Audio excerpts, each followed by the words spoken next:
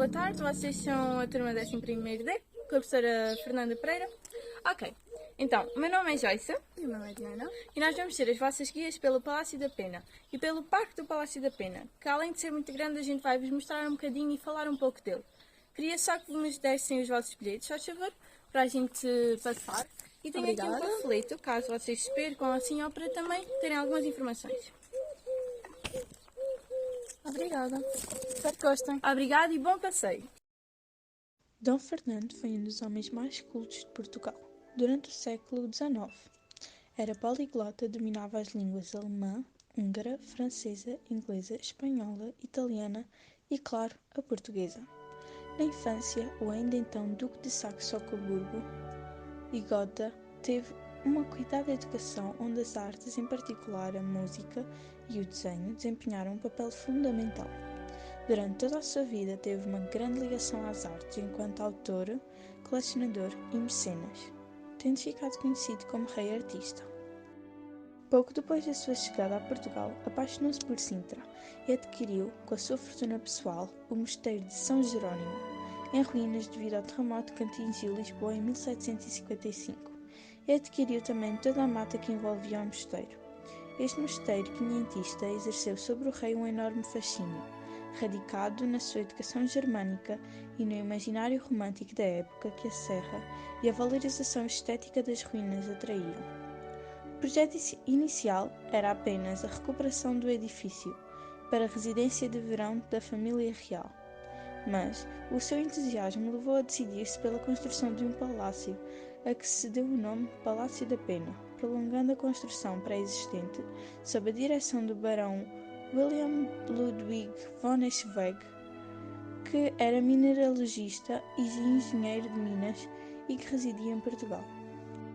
O edifício é circundado por outras estruturas arquitetónicas que apelam ao imaginário medieval, com os caminhos de ronda, torres de vigia, um túnel de acesso e até uma ponte levadiça. O Palácio da Pena é um castelo romântico concluído em 1854. Está situado no topo de uma colina acima da cidade de Sintra. Pode ser facilmente avistado de Lisboa em um dia claro. Este tem várias referências arquitetónicas de influência manuelina e mourisca, que produzem um surpreendente cenário das Mil e Uma Noites. No parque, traduzindo a expressão da estética romântica e aliando a busca do exotismo à impetuosidade da natureza, o rei desenhou caminhos sinuosos que conduzem o visitante à descoberta de locais de referência ou de onde se desfrutam vistas notáveis, como por exemplo a Cruz Alta, o Templo das Colunas, o Alto de Santa Catarina, a Gruta do Monge, a Fonte dos Passarinhos, a Feteira da Rainha e o Vale dos Lagos. Ao lado dos caminhos, com o seu interesse colecionista, plantou espécies florestais nativas de todos os continentes, China, Índia, Japão, Nova Zelândia, que fazem com que os 85 hectares do Parque da Pena se traduzam no mais importante arboreto existente em Portugal. Destacam-se as coleções de camélias asiáticas introduzidas por Dom Fernando II no Parque da Pena na década de 1840 e que se tornam os ex-libris do inverno sistrense, sendo motivo de bailes e festas. O exótico arvoredo enquadra pavilhões e pequenas edificações, compondo um cenário inigualável de beleza natural, mas também de grande relevância histórica e patrimonial. Todas estas características transformam o parque, que envolve o Palácio da Pena, num grande exemplar do romantismo. Agora iremos falar um pouco da vida de Dom Fernando II. Em 1836, Fernando de Saxe-Coburgo e Gotha casou-se com Dona Maria II. Foi o segundo marido e príncipe consorte de Portugal, de 1836 até 1837, altura em que se tornou rei de Portugal e dos Algarves, por direito da sua esposa. Foi devido a este casamento com Dona Maria que Dom Fernando II tornou-se príncipe consorte de Portugal, mas, de acordo com a lei portuguesa da época, Dom Fernando apenas seria rei após o nascimento de seu primeiro filho, que nasceu em 1837. Este era Dom Pedro V. Dona Maria II morre em 1853, dando à luz o seu 11º filho, este que faleceu também. Dom Fernando sofreu muito com esta perda. Este terminou o seu reinado no dia em que prestou juramento perante o Conselho de Estado como regente do reino, repetindo o juramento uma semana depois perante as cortes, exercendo estas funções até a maioridade de Dom Pedro V, em 1855. Dedicou-se durante toda a sua vida às belas artes, o que lhe valeu o cognome de o Rei Artista, a 4 de maio de 1866. Em 1869, Dom Fernando casa-se pela segunda vez com Elise Hensler, depois tornada Condessa de Edla, que era uma cantora de ópera e mãe solteira, a quem viria a deixar como herança o Palácio da Pena, cuja construção foi da sua inteira responsabilidade, sendo entregue ao engenheiro alemão Wilhelm Ludwig von Richtweg, que realizou o projeto. Em 1862, depois de uma revolta na Grécia contra o rei Otto I, Dom Fernando II foi convidado a subir ao trono grego, proposta que recusou. Em 1868, com a revolução que expulsou a rainha Isabel II da Espanha e toda a sua família e o governo provisório espanhol, não se desejando estabelecer uma república, ofereceram a coroa a Dom Fernando II, então com 49 anos, proposta que Dom Fernando também rejeitou. Sendo património mundial, o Palácio Nacional da Pena, em Sintra, é um expoente do romantismo arquitetónico do século XIX no mundo. Na Europa, foi o primeiro a ser construído neste estilo. A Serra de Sintra, antes da construção do palácio, abrigava no reinado de Dom João II a pequena capela de Nossa Senhora da Penha. O Palácio da Pena assume fortes influências de castelos e palácios alemães, em termos de composição volumétrica. Da mesma forma, conjuga inúmeros estilos arquitetónicos e decorativos, desde sugestões orientais, torres neogóticas, elementos neorromânicos, neorrenascentistas, neomanuelinos e arcaizantes. Todas estas características fazem com que o palácio seja muito apelativo ao deslumbramento visual e às sensações que o mesmo traz.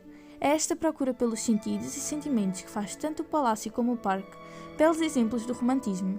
As inúmeras espécies plantadas, o frio e o úmido ar que existe no parque, os grandes rochedos que transformam a paisagem, as entradas, subidas e descidas como se este fosse um labirinto e as pontes levadiças e muralhas de castelo são exemplos desta procura pelos sentidos e fuga ao real através da natureza, procurando pela sensibilidade, imaginação e libertação. Assim, todo este palácio era um exemplo desse romantismo que procurava a valorização do indivíduo na sua essência. Agora vamos explorar um pouco mais do palácio em si, começando pela parte exterior. O que nos chama mais a atenção de qualquer elemento arquitetónico é as suas cores vibrantes, o amarelo e o vermelho. Estas cores servem de sinalização. A área pintada a vermelho indica a zona onde se encontra o edifício original, um mosteiro que foi destruído no terremoto de 1755. A área pintada a amarelo simboliza o novo edifício. Vamos agora falar de alguns elementos arquitetónicos que podemos ver da parte exterior do palácio. Azulejos da fachada, de padrão geométrico mourisco e de fabrico industrial, utilizado também na Fonte dos Passarinhos, estufa quente e bancos do Jardim das Camélias. Guaritas, de várias formas e feitios, recortam os deslizamentos dos sucessivos terraços. Brasão, que contém as armas do rei Dom Fernando II. Pórtico de colunas torcidas. Este sustenta o Salão Nobre, que vai ser mencionado mais à frente quando explorarmos a parte interior do palácio. Porta de Alhambra. A Porta do Alhambra está localizada na rampa principal de acesso ao Palácio da Pena. Esta porta foi inspirada na Porta da Justiça do Alhambra, de Granada, Espanha, com arcos tipicamente mouriscos. Aqui temos a Porta Monumental. É um misto de arco de triunfo e portal de fortificação, assinalando a entrada para o túnel que conduz às aulas residenciais e recepção do Palácio Nacional da Pena. A sua composição arquitetónica contém referências a edifícios emblemáticos do período dos descobrimentos e do Manuelino em Lisboa, com a Casa dos Bicos, através dos relevos que lembram pontas de diamante, a Torre do Belém, através das guaritas cilíndricas, Cunhal das Bolas, do bairro Alto, Lisboeta, que inspirou as esferas do arco do portal. Por trás da Porta Monumental situa-se a Ponte Levadiça, que fazia obrigatoriamente parte do sistema defensivo dos castelos medievais centro-europeus. Aqui encontramos o Pórtico do Tritão. É um dos elementos mais emblemáticos do Palácio Nacional da Pena, onde se destaca o mitológico Tritão, meio homem, meio peixe, compondo uma alegoria da criação do mundo. Este está sentado sobre uma concha sustentando a janela.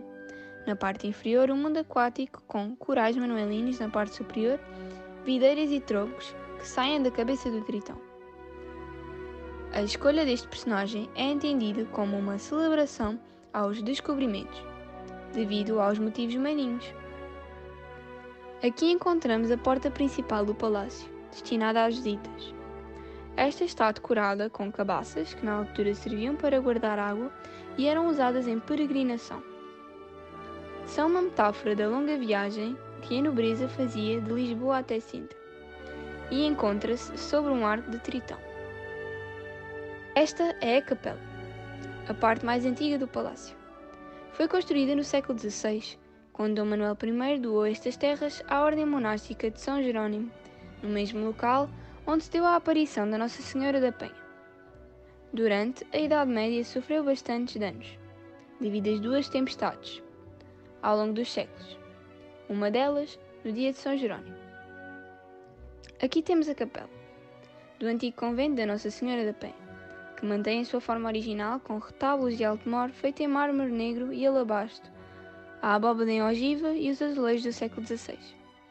Salienta-se também o vitral da janela neogótica a honrar os descobrimentos portugueses. O vitral foi encomendado por Dom Fernando II em 1840. É alusiva à fundação Mosteiro da Penha em 1503.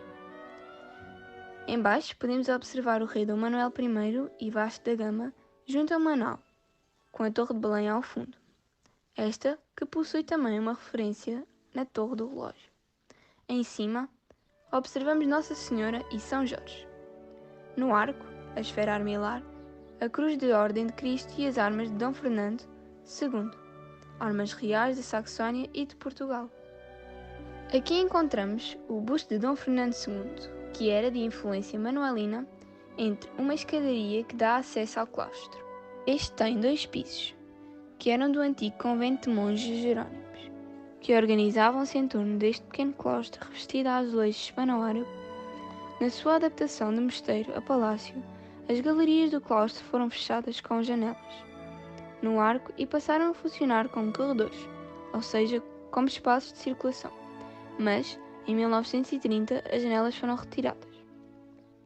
No meio do claustro, vemos um monumento com 4 tartarugas a segurar uma enorme concha, que dentro tem uma pequena árvore. As tartarugas estão a segurar a concha com a sua carapaça, o que simboliza uma representação no mundo. Este é um refeitório do antigo mosteiro, adaptado por Dom Fernando II, a sala de jantar do núcleo privado do palácio. O revestimento com azulejos da fábrica roseira, conservando-se as nervuras originais e o mobiliário, foi encomendado à Casa Barbosa e Costa. Em 1866, deram a este compartimento a atual aparência, onde ainda hoje estão lá os utensílios usados pela família real naquela época. A seguir, temos o quarto do camarista do rei Dom Carlos. O camarista, ou moço de câmara, era uma função na corte exercida por um fidalgo encarregue de velar pela câmara do rei. O camarista fica alojado perto dos aposentos reais. Estes têm camas pequenas, seguindo costumes da época. Os camaristas eram também os únicos trabalhadores do palácio que tinham autorização para entrar no quarto real.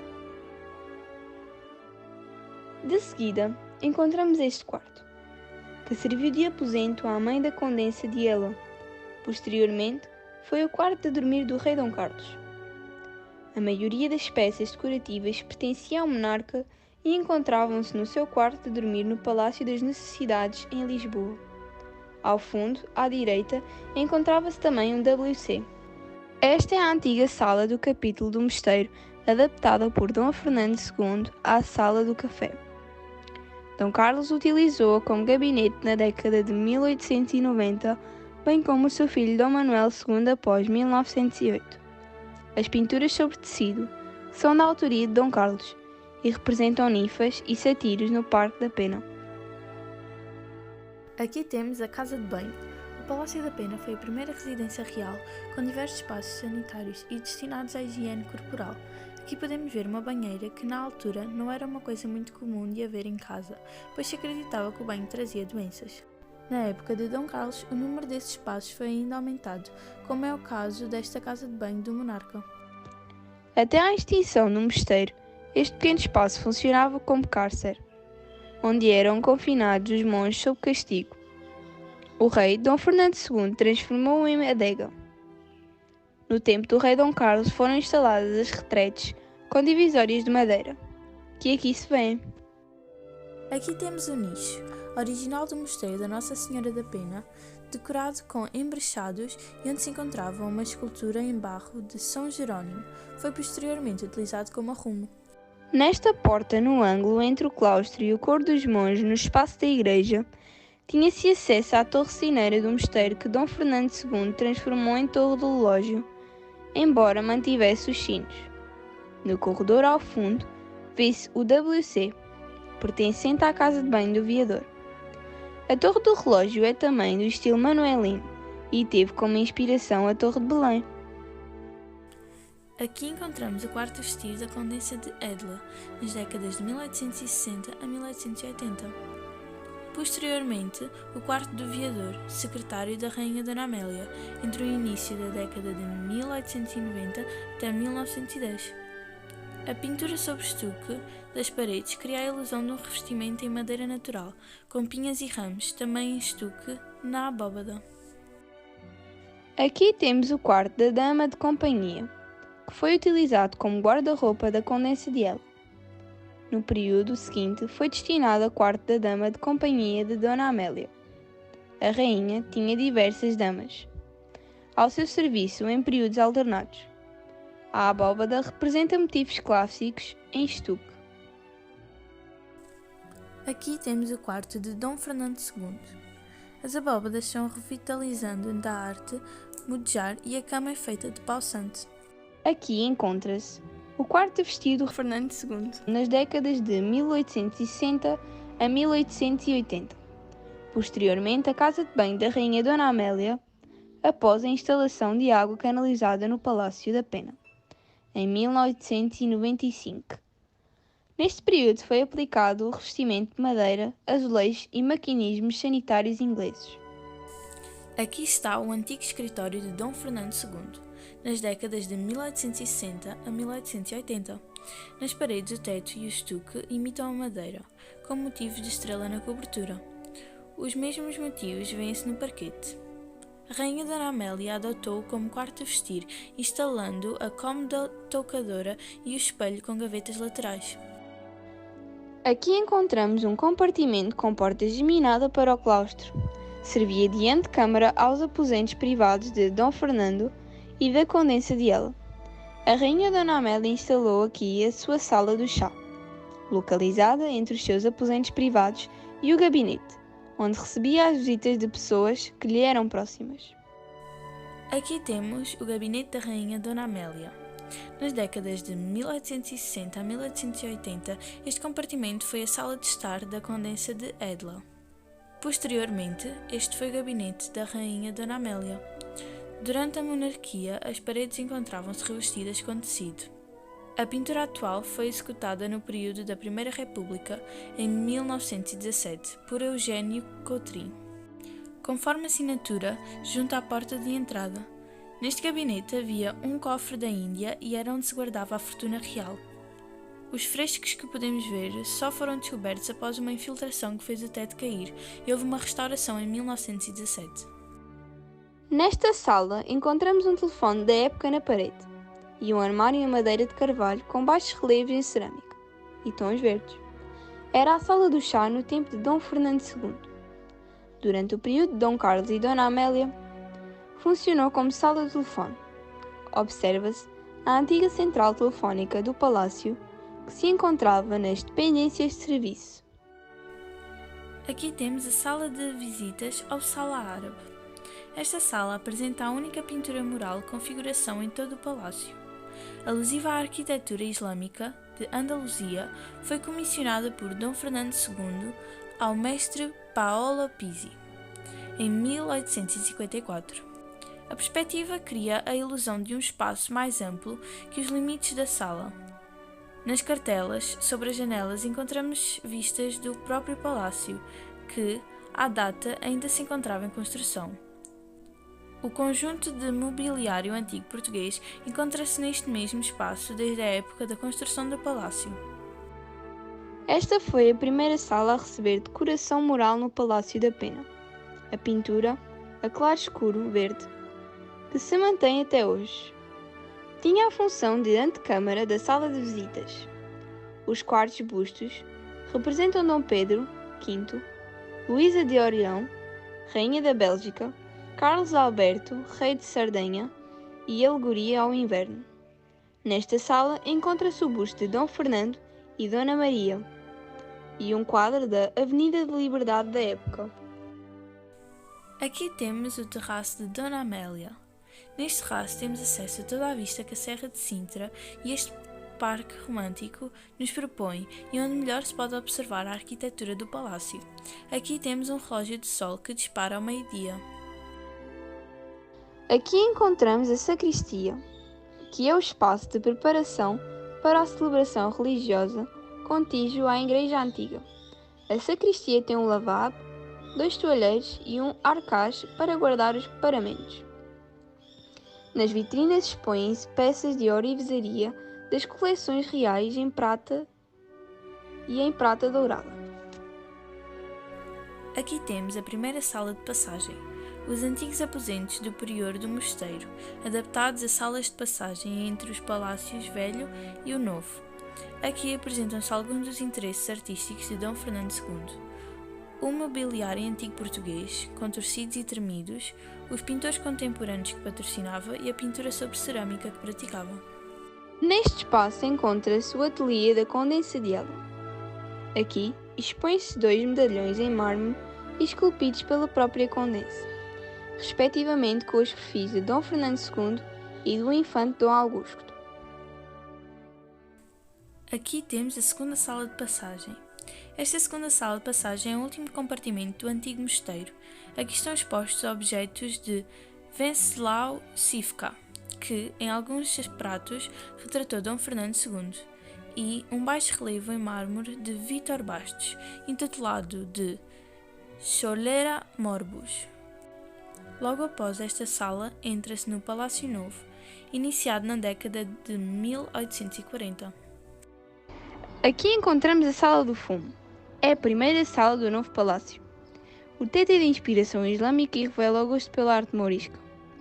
O lustre, em vidro do século XIX, colocado na época de Dom Fernando II, testemunha o gosto naturalista presente no palácio. O mobiliário original foi encomendado por Dom Fernando à Casa Barbosa e Costa em 1866. As cadeiras e divas de carvalho e estofados com chita apresentam gavetas revestidas a zinco, que serviam de cinzeiros. A sua decoração tem elementos indianos ou de influência indiana e é conhecida como Sala do Mosto, pois a sua janela é a janela do Tritão visto do exterior. Aqui temos o Salão Nobre ou Salão de Recepções. Este é o Salão Nobre, o grande espaço de recepções e entretenimento do palácio. Ao centro encontra-se uma mesa de bilhar instalada em 1865. Existem testemunhos de outros jogos de sala, como damas e o dominó. O mobiliário executado para esta sala, incluindo os turcos tocheiros e o lustre, foi encomendado à Casa Barbosa e Costa em 1866. Nas janelas encontramos uma composição de vidros e vitrais elaborada, sob a aprovação de Dom Fernando II em 1859. Aqui, nesta sala, foi onde Dom Fernando II se casou pela segunda vez e era onde ele gostava de falar com os convidados artistas. Aqui podemos ver um candeeiro de inspiração gótica. O resto da decoração remota maioritariamente para exotismos orientais, sendo muitas destas composições obras do próprio Dom Fernando II. Ao longo da sala encontramos várias rosáceas de inspiração gótica ou medieval. Neste espaço tínhamos inicialmente projetados como aposentos de Dona Maria II e Dom Fernando II. Os quartos neste torreão acabaram por ficar destinados a hóspedes depois da morte da rainha em 1853. Mais tarde, este compartimento foi utilizado como escritório de Dom Manuel II, o último rei de Portugal. Como podemos ver, este quarto encontra-se junto ao seu escritório. Dom Manuel já habitava estes aposentos enquanto infante, ficando o seu irmão, o príncipe real Dom Luís Filipe, alojado no piso superior. A forma oval do compartimento adapta-se à curvatura da parede exterior. Aqui temos a sala de Dom Fernando II. Este compartimento serviu até 1910 como quarto de dormir de Franz Kowalski, o preceptor austríaco de Dom Manuel II. Evoca hoje o bisavô deste rei, Dom Fernando II, como uma seleção de objetos ilustrativos dos seus interesses enquanto colecionador e artista amador.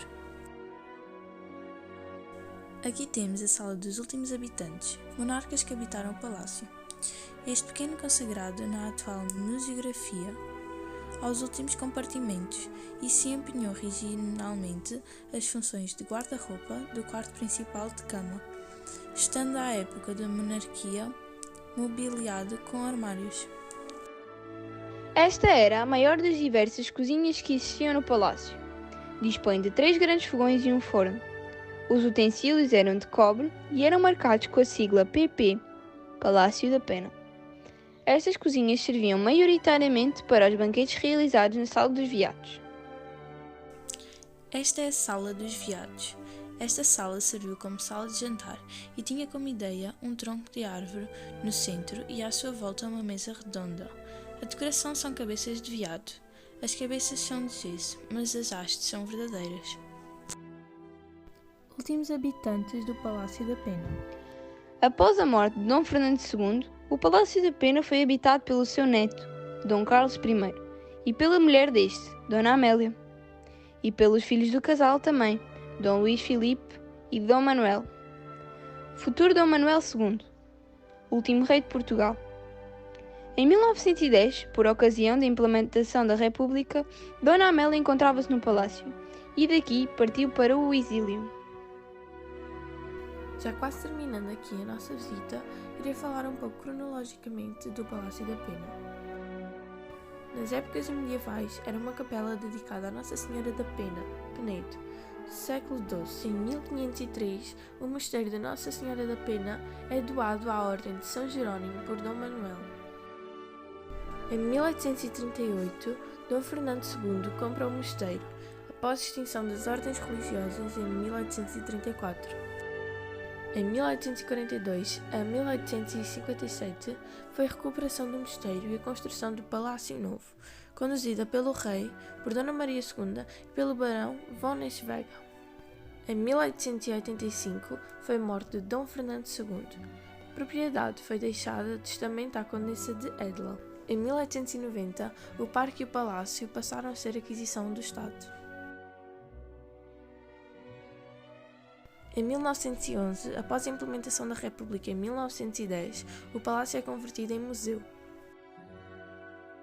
Em 1995, a Unesco classifica a Serra de Sintra, onde se localiza o palácio, e o Parque da Pena como paisagem cultural patrimonial.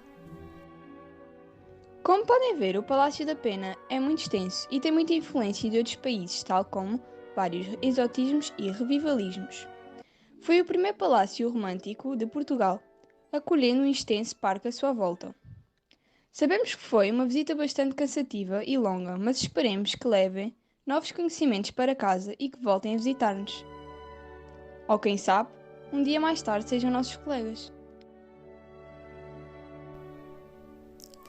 Aqui estão algumas curiosidades. Originalmente o Palácio da Pena chamava-se Palácio da Penha. Porém, com a evolução da palavra ao longo dos tempos, começou-se a chamar Palácio da Pena, pois perdeu o H.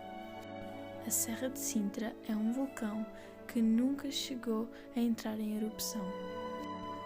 O rei Dom Fernando II vinha passar o verão a Sintra, pois este tinha um clima mais fresco. E era dito que eles vinham veranear, ou seja, passar o verão no Palácio da Pena. E com isto chegamos ao fim. Tenham um bom regresso a casa.